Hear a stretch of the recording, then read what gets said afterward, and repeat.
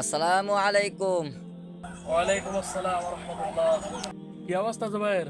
ওখানে বসে কি করছো? হুজুর, এখানে বসে আছি। তাহলে ওদিক থেকে চলো একটু ঘুরে আসি। জি হুজুর, দাঁড়ান আমি আসছি।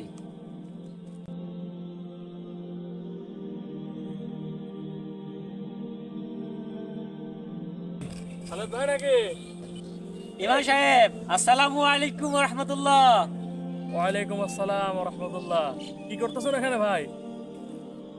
ইমাম সাহেব, কালকে তো ঈদ, তো মনে করলাম ছাগলটা জন্য কিছু ঘাস কেটে রাখি। কালকে মাঠে আসতে পারবো কি না তার তো ঠিক নাই। ইমাম সাহেব, কিছু কথা বলার ছিল। তাহলে ভাই এদিকে আসেন, উপরে আসেন, কথা বলি।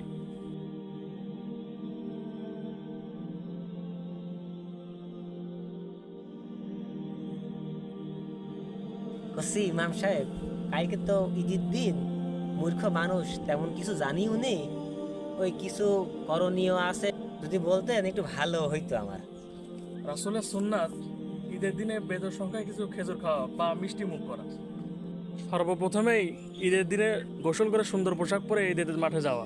আর একটা পয়েন্ট হচ্ছে, আপনি এক রাস্তা দিয়ে যাবেন আর এক রাস্তা দিয়ে আসবেন, তাতে আপনার অন্য অন্য ভাইদের সাথে দেখা হলো, নতুন নতুন মানুষের সাথে দেখা হলো, তাদের সাথে মত বিনিময় করতে পারলেন।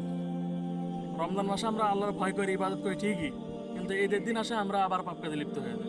এই যে এই বিষয়গুলো ভাই বললাম, এই যে ছোট ছোট পয়েন্টগুলো, এই পয়েন্টগুলো আপনাকে পালন করতে হবে এবং আপনাকে এই ঈদের দিনের এই ফেতনা ফ্যাসাদ থেকে আপনাকে বেঁচে থাকতে হবে।